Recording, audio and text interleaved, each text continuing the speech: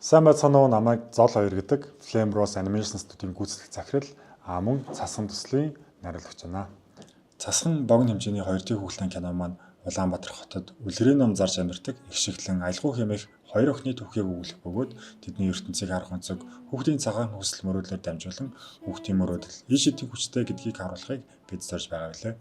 Богино хэмжээний анимашнууд усаад бид олон улсын кино фестивалуудад оролцох томоохон зорилго тавин ажиллаж байна.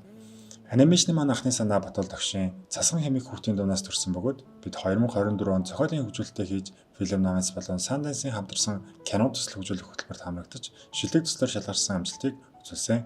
Улмаар 2026 оны 2 сар зохион байгуулагдах Берлиний олон улсын кинонууд төслөө танилцуулах эрхийг аваад байгаа лээ.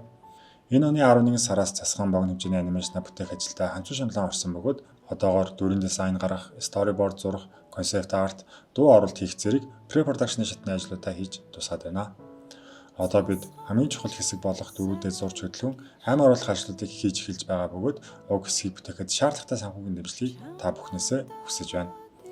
Бид Fundia.cg сайтаар дамжуулан албан ёсоор олон нийтэд нээлттэй санхүүжилт босгож байгаа тул та бүхэн сайт руу нэвтэрч төслийн дэлгэрэнгүй мэдээлэлтэй танилцаарай. Цасхан төслийг маань дэмжиж бидэндээ хамтаагаарай. Баярлалаа. Цасан ах юм болчихлоо.